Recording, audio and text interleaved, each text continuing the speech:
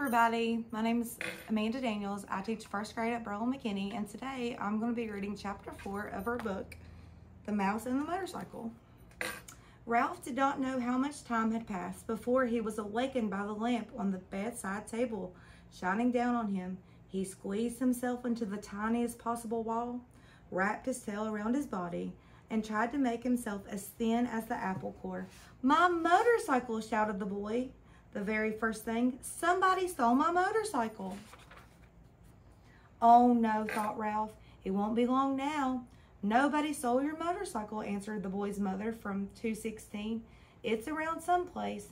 You just mislaid it. You can find it in the morning. You had better get ready for bed now." "No, I didn't mislay it," insisted the boy. "I put it right here on the table beside my sports car. You'll find it someplace," said his mother, not much interested. Boys were always losing things. While Ralph cowered behind the apple core, Keith opened the drawer of the bedside table and slammed it shut. He jerked back the bedspread, yanked the pillows off the bed, and threw them back. Then he got down on his hands and knees and looked under the bed and the table. Ralph wrapped his tail more tightly around his body. "Here it comes," he thought. The boy's face appeared in the opening of the top of the wastebasket. Ralph's heart raced like a motor. "Ha," said the boy to himself. "Here it is. I wonder how it got there." His hand came down into the wastebasket to seize the motorcycle and lift it out. Still leaning over the wastebasket, he examined the bent handlebar and the chipped paint. "That's funny," he remarked aloud. "It must have rolled off, but I don't see how it could." The boy did the natural thing for a boy to do. He looked into the wastebasket again. Ralph closed his eyes tight and waited. He wished he had not eaten so much of that apple core. If he had not been so greedy, the core would have been thicker and he would have been thinner. "Hey," whispered the boy, obviously very much surprised. "How did you get in here?" He was careful to keep his voice lower than the sound of the breezes in the pine outside the window. Ralph did not move. He was grateful to the boy for not touching the apple core, even though it was really no protection at all. "Shh," said the boy. "Are you asleep?" Still, Ralph remained motionless, except for a quite sliver of his whiskers, which he was unable to control. The boy was silent, but the mouse could feel the rhythmic drafts of his breathing. The boy must be thinking, but what was he thinking? That was what was worrying Ralph. "No," said the boy to himself. "No, it couldn't be."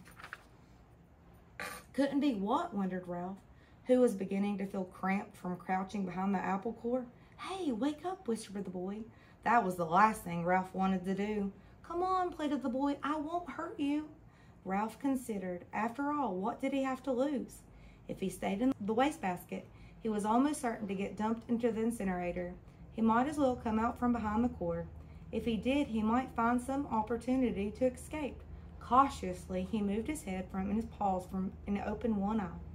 The boy was smiling down at him. Encouraged, Ralph opened the other eye and lifted his head. "That's the stuff," encouraged the boy. "Now come on, tell me, did you or didn't you ride my motorcycle off the bedside table?" This took Ralph by surprise. He had not expected the boy to guess what happened. "Well, yes, I guess you might say I did," confessed Ralph, rubbing his aching muscles. "I thought so." Neither the mouse nor the boy was the least bit surprised that they could understand one another. Two creatures who shared a love for motorcycles naturally spoke the same language. "That must have been some accident. Did it hurt much?" "Oh, some," answered Ralph with a display of bravado. "Anyway, I didn't actually ride it. I really just coasted off. The telephone rang and startled me. Now how about getting me out of here?" "Just a minute," said the boy. "How did you get up here in the first place?" "Climbed, stupid. On the phone cord." Ralph instantly regretted his rudeness. He had better watch his tongue if he expected any help in escaping from this wastebasket. "Oh, of course," said the boy apologetically. "I should have thought of that myself." At that moment there came a quick knock on the door to room 215 and a rattle of a key. "Help!" cried Ralph. "The maid! Don't let her see me." Before the boy could do anything, the maid burst into the room. "Oh, excuse me."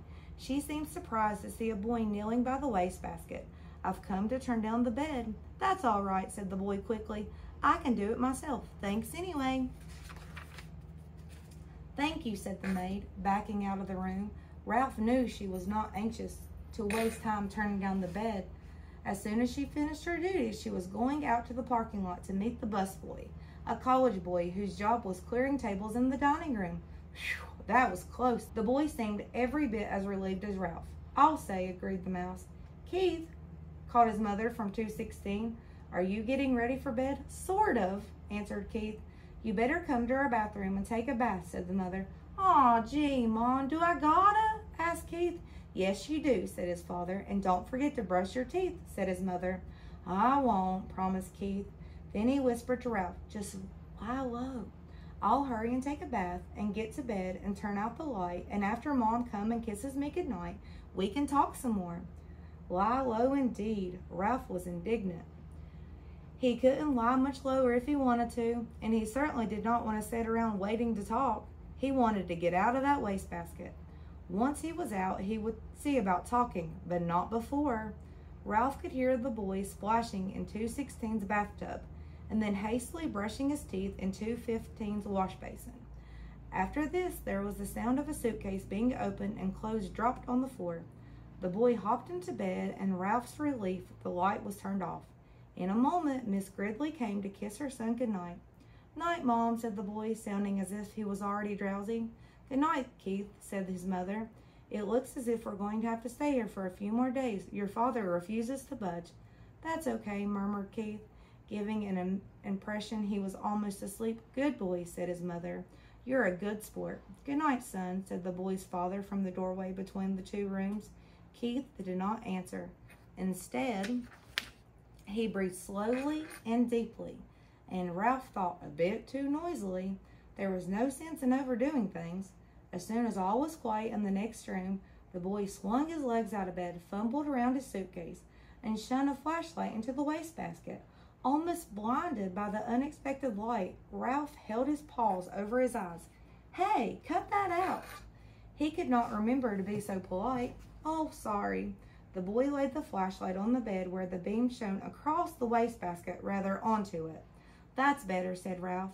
"Now, how about getting me out of here?" As an afterthought, he added, "Please." The boy ignored the mouse's request. "How would you like to ride my motorcycle?" he asked. Ralph's heart skipped a beat like a motor missing on one cylinder. The mouse-sized motorcycle really would run after all? And there was one thing certain, since the motorcycle really would run, the boy could not expect him to ride around the bottom of the wastebasket. "Sure," Ralph tried to sound calm. The important thing was to get out of this prison. He braced himself, dreading the touch of the boy's hand on his fur.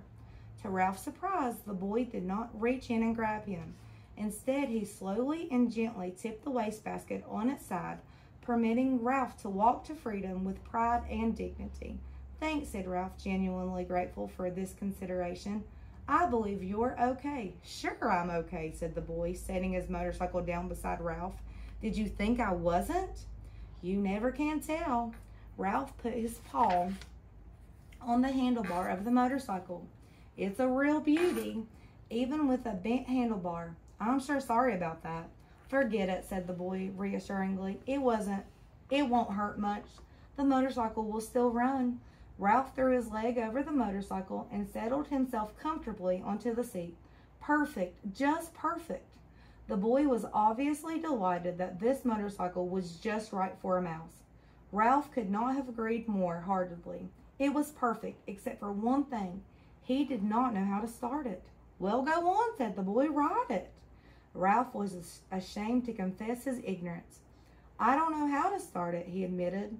"It's the first motorcycle I've ever had a chance to ride."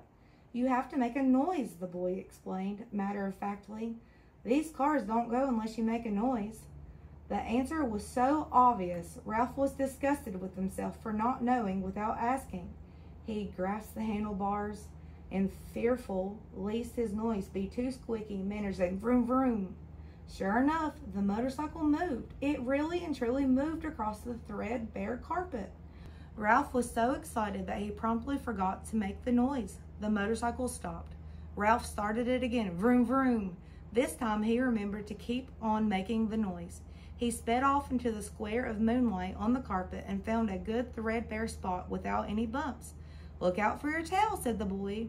"Don't let it get caught in the spokes." "Thanks for reminding me," said Ralph, causing the motorcycle to stop. He started it again and steered with one paw while he reached back with the other, caught up his tail, and held the tip safely against the handlebar. It was a glorious sensation speeding around on the carpet, freely and noisily, and most of all fast. Ralph discovered that if he made the noise fast, the motorcycle speeded up, and if he slowed the sound, the motorcycle slowed down.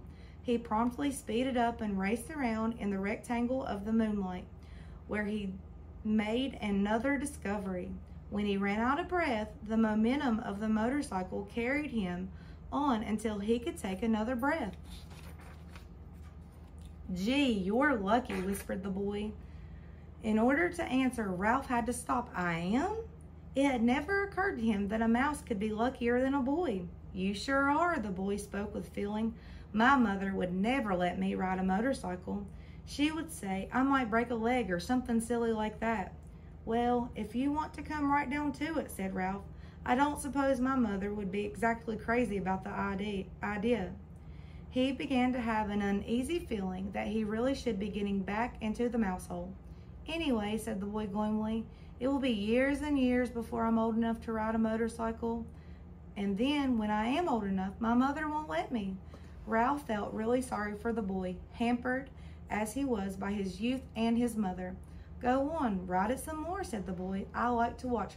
Vroom! Ralph started the motorcycle again and rode around the moonlight once more, faster and faster, until he was dizzy from circling, dizzy with excitement, dizzy with the joy of speed. Never mind the danger, never mind what his mother thought. This was living. This was what he wanted to do, on and on and on. "Lucky," whispered the boy with envy in his voice. Ralph didn't answer. He didn't want to stop.